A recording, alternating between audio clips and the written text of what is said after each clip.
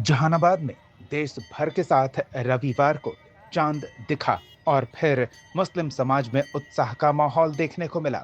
जहानाबाद में चांद का दीदार होने के साथ ही मुस्लिम समाज के लोग देर शाम बाजारों का रुख करते नजर आए और रविवार को देर रात तक बाजार में खरीदारी को लेकर लोगों की भारी भीड़ भाड़ देखने को मिली। ईद को लेकर समाज के लोगों में खासा उत्साह था।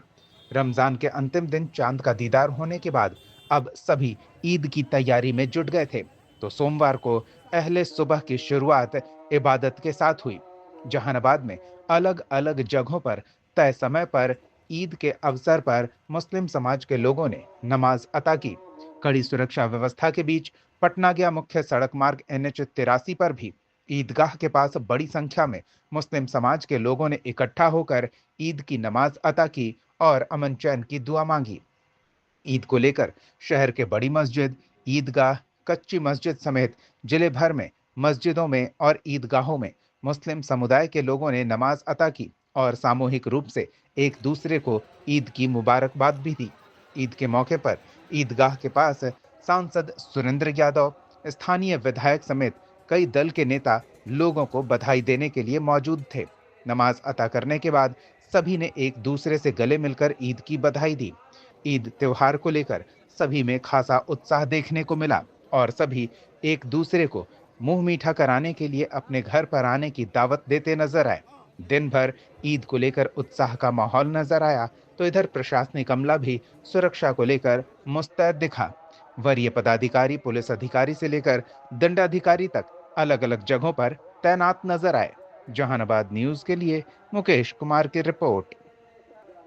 और आपने देखा कि ईदगाह कमेटी के अरकान ने हमेशा जो है माकूल इंतज़ाम रखा कि किसी तरह से किसी को कोई दिक्कत ना हो।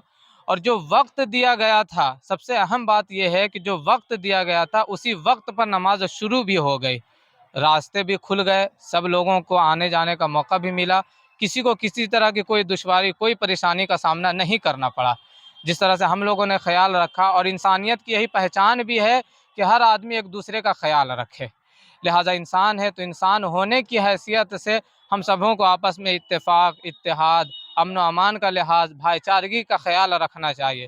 ख़ास करके जहानाबाद के तमाम लोगों से यही गुजारिश है कि हम लोग जिस तरह से हमेशा मिलजुल करके रहे हैं, ख़ास करके जहानाबाद के लोगों के लिए यही दुआ की गई है कि हम लोग मिलजुल करके रहें और अपनी ज़िंदगी इस्लाम के मुताबिक भी गुजारें और कानून जो हिंदुस्तान का है, कानून के मुताबिक भी ज़िंदगी गुजारें। हिंदुस्तान में है तो हिंदुस्तान का जो आइन है, जो कानून है, उस कानून पर भी हमको चलना है और उसके मुताबिक हमको जो है शरीयत के मुताबिक भी अपनी ज़िंदगी को गुजारना। हमको किसी के ख़िलाफ़ वर्जी अमल नहीं करना है, ना शरीयत के और ना ही कानून के। हमको दोनों को लेकर के चलना है और दोनों के मुताबिक हमको अपनी ज़िंदगी को गुजारना। हमारे पैगम्बर रसूलुल्लाह सल्लल्लाहु ताला अलैहि वसल्लम ने फरमाया है कि अपने देश से जब हमने जो है वक्त से नमाज शुरू की और वक्त से जो है नमाज भी मुकम्मल कर दी है, किसी तरह की कोई दिक्कत नहीं हुई है। और कई सालों से ईदगाह में नमाज हो रही है, आज तक किसी को कभी कोई दिक्कत नहीं हुई है, कोई परेशानी नहीं है, कोई इख्तिलाफ नहीं हुआ, कोई झगड़ा, कोई फसाद नहीं हुआ। यही इस्लाम का सही तरीक़ा और यही जो है हमारा इस्लाम की खूबसूरती है। बस यही पैगाम है कि इस खूबसूरती को मुसलमान भी बचा करके रखें और सबों के। ये जो ईद है, तो जिस तरह से हिंदू के होली होता है कि दोस्त भी दुश्मन बन जाता है, उसी तरह से ये पवित्र त्यौहार है और इसमें दोस्त और दुश्मन दोनों गले मिल जाते हैं, तो यहाँ से उसकी दुश्मनी समाप्त हो जाता है।